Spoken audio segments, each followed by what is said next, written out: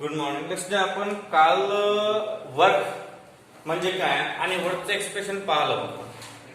Work म्हणजे काय आणि वर्कचं एक्सप्रेशन पाहिलं होतं काल. ते फक्त आपण एका मोलसाठी पाहिलं होतं. If 1 mole of gas. आता आपल्याला आज पाहायचं आहे कन्सेप्ट ऑफ मॅक्झिमम वर्क. काय पाहायचं आहे? Concept of maximum work. समजा n मॉलिक्युल्स आहेत आणि n मॉलिक्युल्स काय करून राहिले?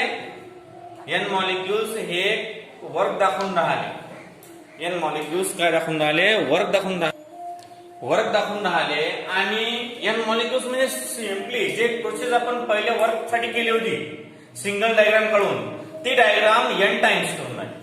म्हणजे पहिल्या वेळेस व्हॉल्यूम थोडाफार, दुसरा डबल व्हॉल्यूम वाढला, डबल व्हॉल्यूम वाढला, डबल व्हॉल्यूम वाढला. म्हणजे हे जे प्रोसेस आहे ही ज्यावेळेस आपण n टाइम्स करतो त्यावेळेस जे नवीन प्रकारचं वर्क डन होते त्याला आपण काय म्हणतो? मॅक्झिमम वर्क डन म्हणतो. काय म्हणतो आपण त्याला? Maximum work done. आता मॅक्झिमम वर्क डन हा प्रोसेस कशी आहे? हा कन्सेप्ट काय आहे? हा कन्सेप्ट असा आहे की the sum of all work done given in the system step by step. म्हणजे प्रत्येक स्टेपला किती किती वर्क डन बाहेर पडून राहिलं याच्याबद्दल संपूर्ण माहिती त्याचा म्हणतात आपण मॅक्झिमम वर्क. आता मॅक्झिमम वर्कचा फॉर्म्युला कसा येईल? Total work equal to the sum of P exert change in volume first, P exert change in volume second. म्हणजे स्टेप बाय स्टेप साठी अलग अलग येणार. आता आपल्याला पी एक्झर्ट ची किंमत जर टाकायची झाली, समजा आपण स्मॉल चेंज घेऊन आलो. स्मॉल चेंज प्रेशर मध्ये होणारा स्मॉल चेंज आपण डेल्टा पी घेतला. व्हॉल्यूम मध्ये होणारा चेंज आपण डीपी घेतला, डीव्ही घेतला. काय घेतला? डीव्ही. तर काय येणार ते आपल्याला पाहायचं आहे. मग कन्सिडर एनक्लोज सिलेंडर, आपला कालचाच मुद्दा काय म्हणते? Consider an enclose cylinder. Concept of maximum work. Concept of maximum work. Maximum work. आता कन्सेप्ट ऑफ मॅक्झिमम वर्क म्हणजे काय होतं लक्षात घ्या. कन्सेप्ट ऑफ मॅक्झिमम वर्क मध्ये कशा प्रकारचा कन्सेप्ट आहे?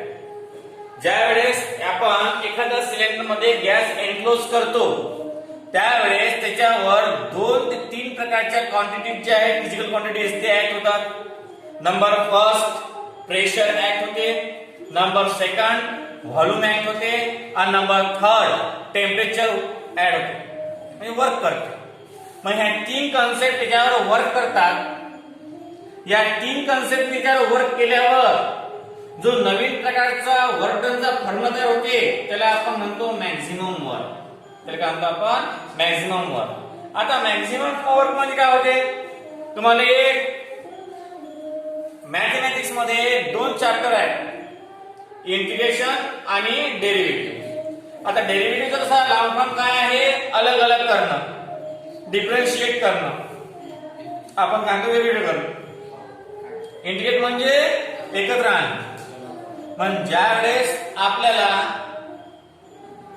टोटल वर्क डन करायचं आहे त्यावेळेस आपण सर्व टोटलचे काय करतो? Addition.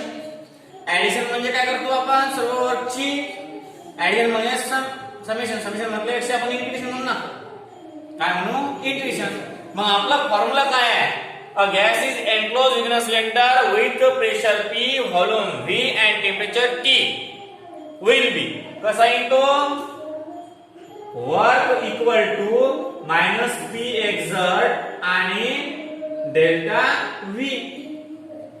delta V is the change म्हणून आपण काल केला बरं. आता हा झाला फक्त एका मोल साठी.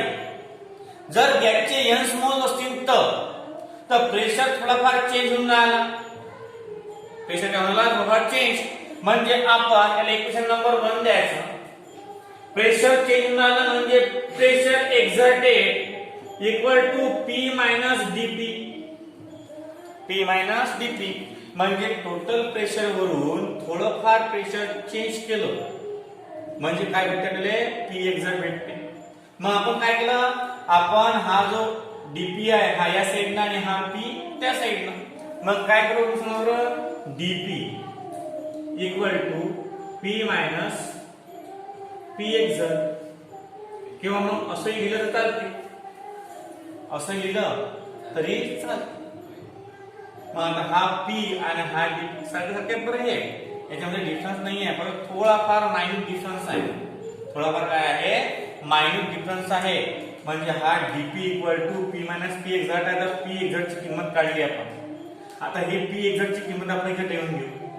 काय मिळते पॉवर आपल्याला, w इक्वल टू, आता हे w काय होईल मग dw, सर्वांसाठी काय होईल dw equal to p minus dp ब्रॅकेटच्या बाहेर डेल्टा v. डेल्टा v म्हटल्यापेक्षा आपण काय म्हणले डी चेंज इन होल.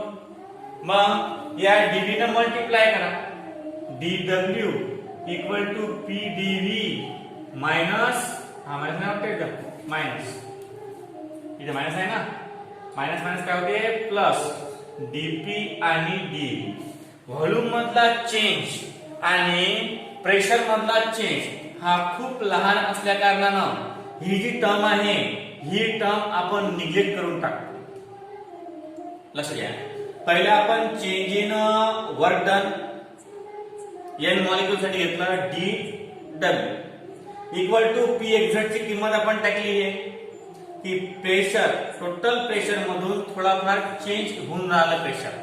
तो चेंज जो आहे तो चेंज काय घेतला आपण dp, म्हणजे pressure exerted equal to total pressure minus small change in pressure. नंतर आपण dw घेतलं, total work done equal to minus, आपल्या पी एक्झॅक्ट मध्ये मायनस आहे घेतलं, पी एक्झॅक्ट ची व्हॅल्यू टाकून दिली आणि delta v change in volume आपण काय घेतलं dv. मग आपण या dv ला मल्टिप्लाय केलं ब्रॅकेट न, ही टर्म आली आपल्याला. आता बघा हे जे आहे चेंज इन प्रेशर आणि change in volume, that term is so small आणि इट इज इक्वल टू घेतला आपण 0. That term is neglected, that term is neglected because this term is very small. मग काय करू आपण, dw equal to minus P delta V, हे झालं आता आपलं रियल, कसं रियल टोटल वर्क डन. कोणासाठी, एका मॉलिक्यूल साठी. हे कोणासाठी व्हायला फक्त एका मॉलिक्यूल साठी टोटल वर्क डन. हे होतं वर्क डन सिंपल प्रोसेस मध्ये, पण यांनी फक्त एकाच वेळ कंटिन्युअस प्रोसेस मध्ये देत नव्हतं. कंटिन्युअस प्रोसेस मध्ये आपण काढलं डेल्टाचं रूपांतर डी मध्ये करून, चेंज हा डिफरन्शिएट केला. काय केला, डिफरन्शिएट. आता आपल्याला एका मॉलिक्यूल वरून n नंबरचा मॉलिक्यूलचा मास काढायचा, सॉरी वर्क काढायचा, त्याला आपण मॅक्सिमम वर्क म्हणतो. त्याला म्हणतो आपण मॅक्सिमम वर्क. मग इंटिग्रेट करायला गेलं म्हणजे integrating the above equation, integrating dw equal to minus integration p d. आता तुम्हाला माहित आहे ज्या इंटिग्रेशन मध्ये dv असते तर हा कॉन्स्टंट असते प्रेशर, परंतु प्रेशर मध्ये ही व्हॉल्यूम आहे ना, प्रेशर मध्ये काय आहे, व्हॉल्यूम आहे. मग याला इक्वेशन नंबर 1 द्यायचं, सॉरी 2 द्यायचं. We know that PV equal to ideal gas equation. आपल्याला काहीच किंमत पाहिजे P ची, म्हणजे आपल्याला हा V जो आहे हा V काय लागेल डिवाइड मध्ये, म्हणजे P equal to nRT upon V. आला, putting the value of P equation 2 काय येणार, dw equal to minus nRT upon V, नंतर काय ना d.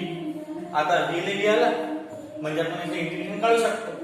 ज्यावेळेस p होता त्यावेळेस आपण इंटिग्रेशन काढू शकतो, त्याचं नाही, कारण dv जर आहे तर समोर v चं फंक्शन पाहिजे, पण समोर कोणतं फंक्शन होतं p चं. मग आता p चं फंक्शन आहे म्हणजे आपल्याला याचं काढता येत नाही. हा, पण त्या p चं रूपांतर आपण कशामध्ये केलं, v मध्ये केलं. आता बघा याचे जे पोझिशन आहे, तुम्ही डेफिनेट इंटिग्रेशन पाहसाल पुढे किंवा पाहिलं असेल, याचे लिमिट असतात lower limit upper limit. Lower limit आणि अप्पर लिमिट. आता वर्क डन इनिशियल पासून फायनल पर्यंत चेंज होणार की नाही. मग याला म्हणू आपण initial condition by applying limit initial condition to final condition. जमलं. आणि इथे काय येईल व्हॉल्यूम चेंज होऊन आला V1 पासून तर V2 पर्यंत. V1 पासून तर V2. V1 is the initial volume आणि V2 is the final volume. मग काय ना सांगा बरं इनिशियल पासून फायनल लोक चालला हे म्हणजे हे काय येईल W max है ना. W max है ना. समजा आता वर्क डन आपण असतो तर तो पहिला आपण वर्क केलं तर इनिशियल काय होतं 0 ऍड्रेस म्हणजे झालं तर फायनल काय होतं जास्त. म्हणजे काय म्हणू आपण W max work done in maximum. आता पहा इक्वल टू यातले कॉन्स्टंट बाहेर काढा इंटिग्रेशनच्या. कोणती कॉन्स्टंट बाहेर -nrt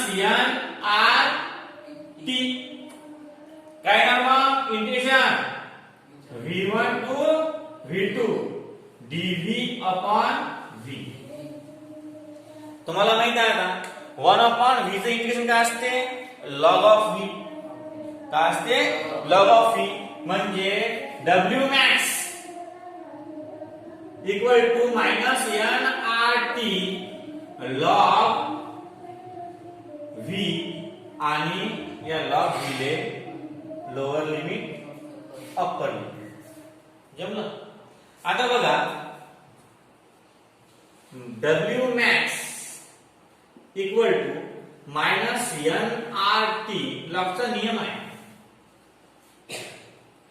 upper limit minus lower limit आहे ना ब्रॅकेट मध्ये log V2 log V1. जमलं.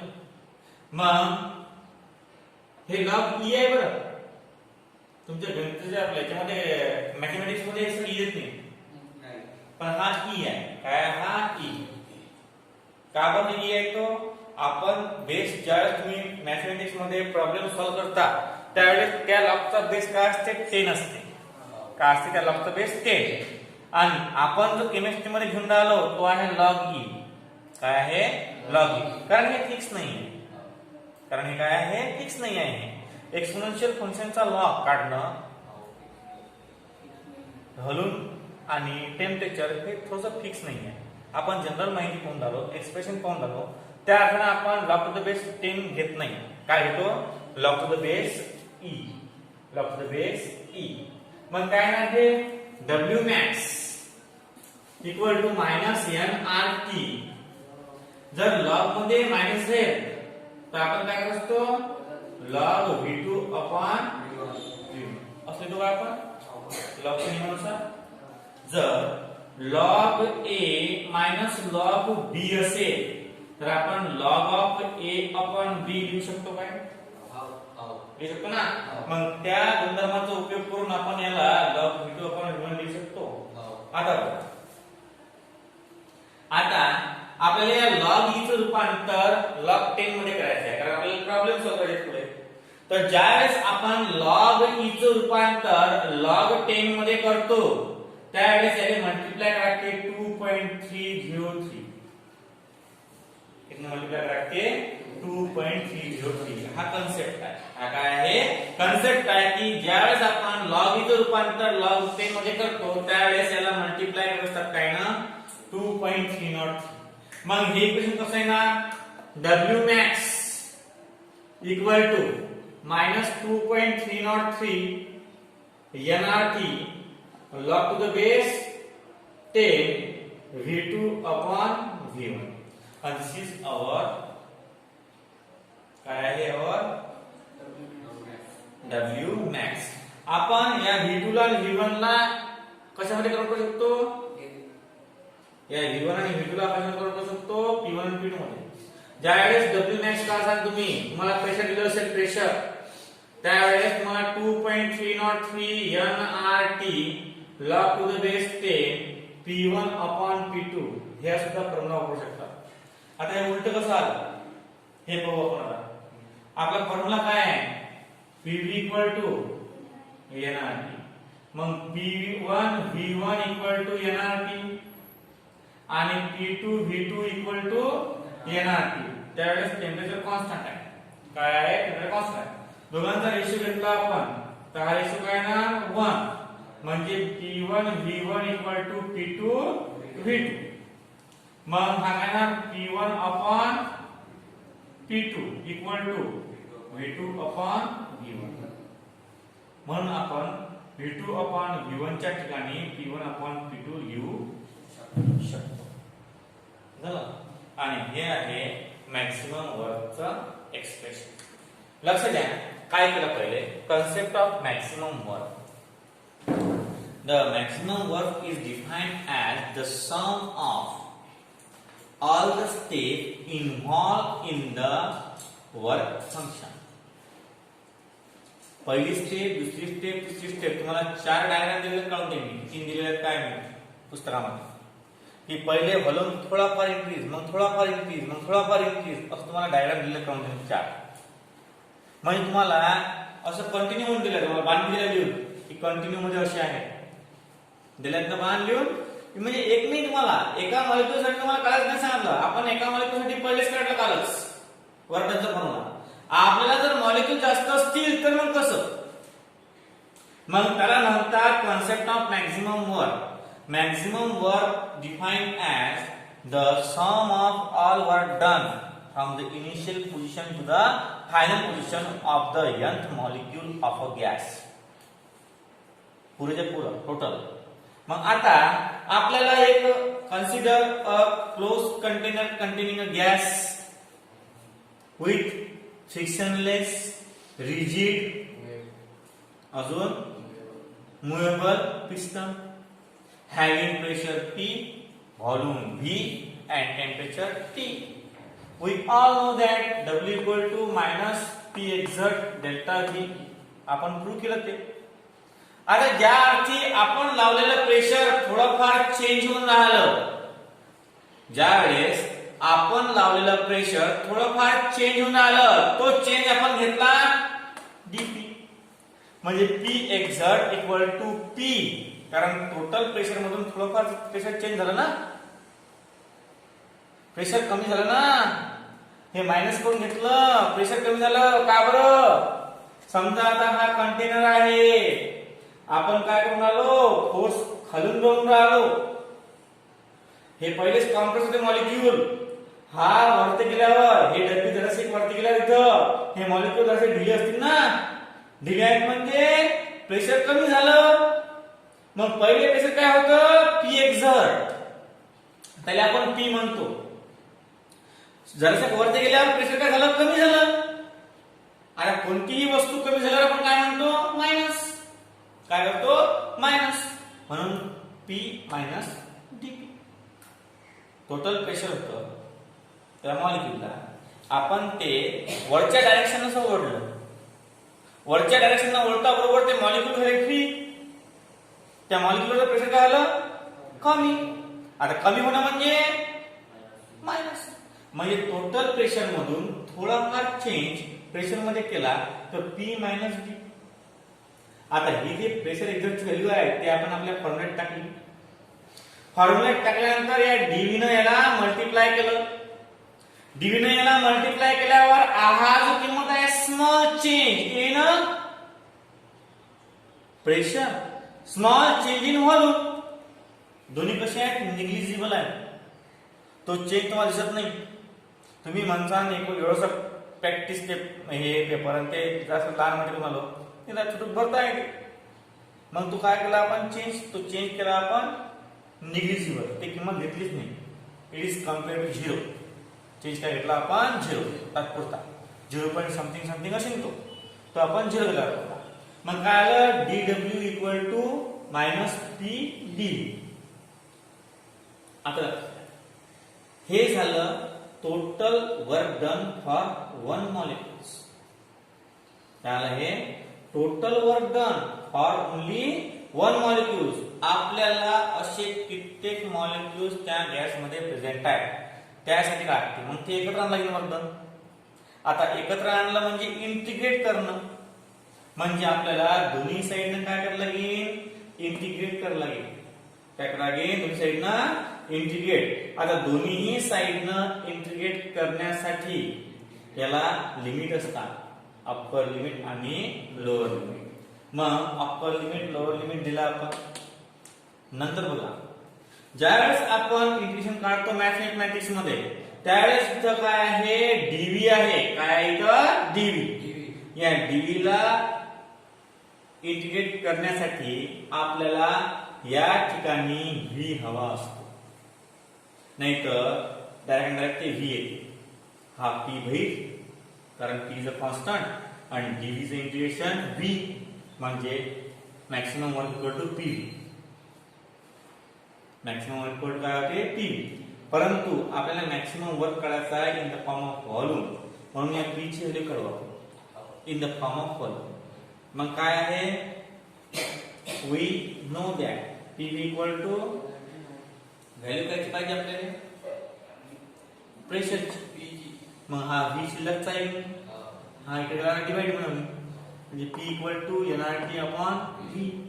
मग काय केलं यांनी? Work done. इनिशियल पासून चाललं ते फायनल पर्यंत. म्हणजे इनिशियल काय घेतलं आपण? 0. तुम्ही बसलेले आहात, त्याचं वर्क डन किती आहे? 0 आहे ना. तुम्ही चला चला गेले इकडे किंवा इकडे, मग काय आलं? इकडे काय आलं? वर्क डन वाढलं. वर्क डन काय आलं? वाढलं. म्हणजे इनिशियल पासून फायनल पर्यंत वर्क डन करून आले. इनिशियल पासून फायनल डेल्टा म्हणजे डी डब्ल्यू equal to minus volume initial volume final. जी किंमत काढली पी टाकून दिली. याच्यामध्ये n number of moles constant आहे, आर गॅस कॉन्स्टंट आहे, टेम्परेचर रिमेन्स कॉन्स्टंट. वळलं होईल 1/v. 1/v चं इंटिग्रेशन काढलं आपण तर काय येते? log v. log v. मग log v काय? Upper limit minus lower limit. Upper limit minus lower limit केल्यानंतर काय येते? लॉगचा नियम log a minus log b equal to log a upon b. नंतर बघा आता या log e चं रूपांतर आपल्याला कशामध्ये करायचं आहे? log 10 मध्ये. कारण कॅल्क्युलेशन मध्ये log e घेत नाही. जर तुम्हाला लॉग टेबल दिलेले असतात, अँटीलॉग दिलेले असतात, ते log टू द बेस 10 असतात. काय आहे? log to the base 10. आणि म्हणून या log e चं रूपांतर आपल्याला log 10 मध्ये करायचं आहे. log e चं रूपांतर log 10 मध्ये केलं, ती किंमत टाकली इथं. आता NRT log to the base 10 v2 and this is the expression for maximum work. नंतर या वर्कचं रूपांतर आपण जर आपल्याला एखाद्या गणितामध्ये व्हॉल्यूम दिलंच नाहीये, प्रेशर दिलेला आहे, तर मग कसं करा? त्यासाठी सेकंड फॉर्म काय? Second form P1 upon P1 V1 upon P2. हा फॉर्म्युला वापरून इथे आपण करू शकतो. It is a type of maximum work. याच्यावर तुम्हाला प्रॉब्लेम असतात. आपण काल फक्त हे एवढं पाहिलं, तर हे जे आहे पूर्ण हे मी ग्रुपवर पाठवतो. हा फोटो कसं लिहायचं हे लिहायचं नाही सध्या, हे सध्या लिहायचंच नाही आहे. मी याचे फोटो पाठवतो तुम्हाला ग्रुपवर, कारण हे पद्धतशीर लिहायचे. पहिल्यांदा स्टार्टिंग करतो तुम्हाला. Consider a gas is enclose in a cylinder with frictionless, rigid and movable piston having volume V, pressure P and temperature T. नंतर we know that आपण काय केलं? हे पाहायला मागच्या वेळेस we know that. मग ते लिहायचं. It is for only one molecule, number of moles. मग हे काय आहे? याचं कन्व्हर्जन लागेल. Some pressure is change, some volume is change. मग या पी एक्झॅक्ट ची किंमत काढली, या डेल्टा व्ही ची किंमत काढली आपण, आणि नंतर हे पुढचे पूर्ण एक्सप्रेशन आपण सॉल्व्ह केलं. एवढा कन्सेप्ट आहे. ह्याला म्हणतात मॅक्सिमम वर्क. मॅक्सिमम वर्कची डेफिनेशन काय येणार रे? मॅक्झिमम वर्कची डेफिनेशन काय ना, द टोटल वर्क काय ना, पुढे सांगा बरं काय ना, the total work doing by the gas molecule without any disturbance. आता लिहा मॅक्सिमम वर्क डेफिनेशन लिहा, मॅक्सिमम वर्क की definition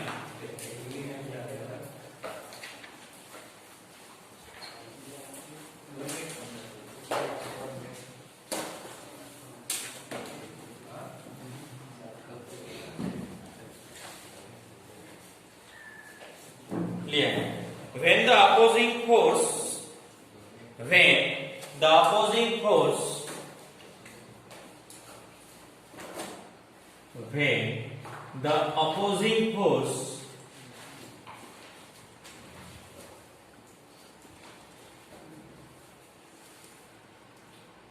becomes greater than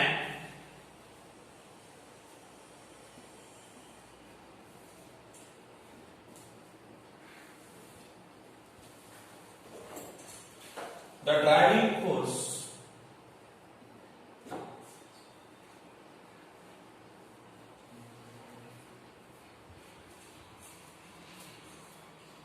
the process get reverse.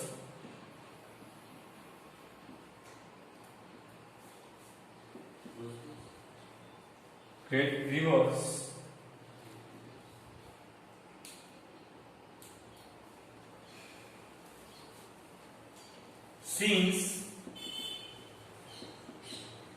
the opposing force cannot be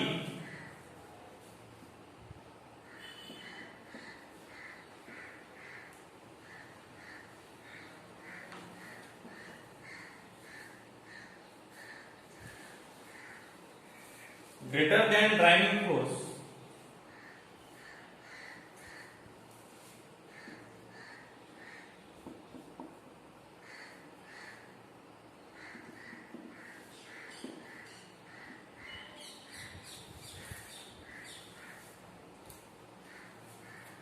it gives a maximum work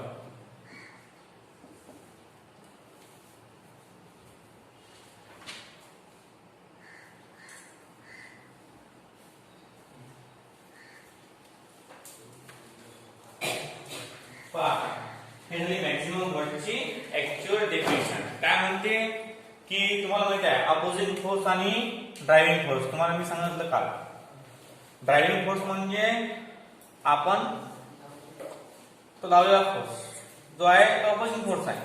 एखादी वस्तू चाललेली आहे तो driving force, त्याला आपण स्टॉप करून आलो तो अपोजिंग फोर्स.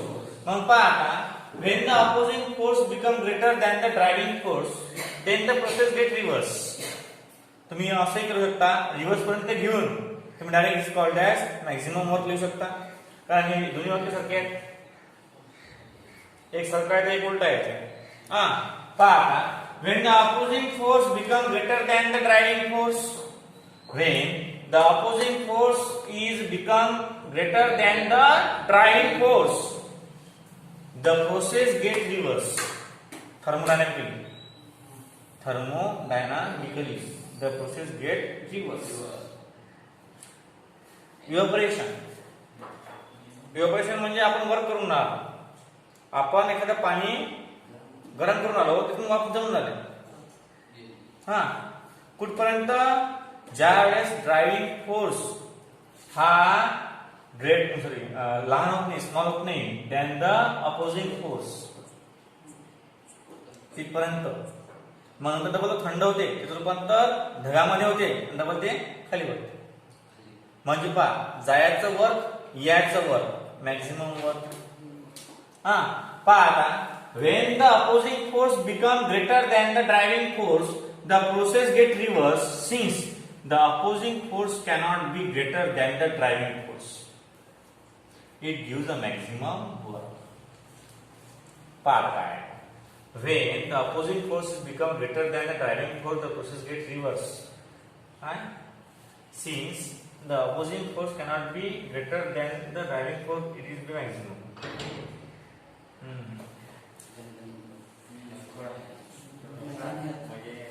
मजा नहीं part when the opposing force become greater than the driving force the process gets reversed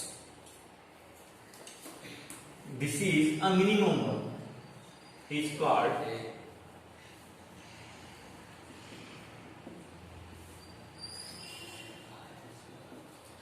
if the opposing force becomes smaller than driving force the process not reverse the process is straight किंवा काय म्हणतात त्याला simple unidirection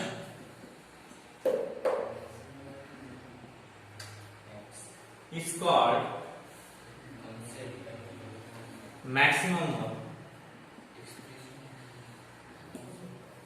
is called as maximum work दोन्ही definition लिहून घ्या minimum ची लिहून घ्या आणि मॅक्सिमम सुद्धा लिहून घ्या पण डेफिनेशन कोणी विचारत नाही तुम्हाला विचारते एक तर derive the expression for the maximum work किंवा डिराइव्ह द इक्वेशन तुम्हाला ते जे आपण काढले की दोन ते विचारते derive the expression bus definition कोणी विचारणार नाही तुम्हाला फक्त लिहून घ्या झालं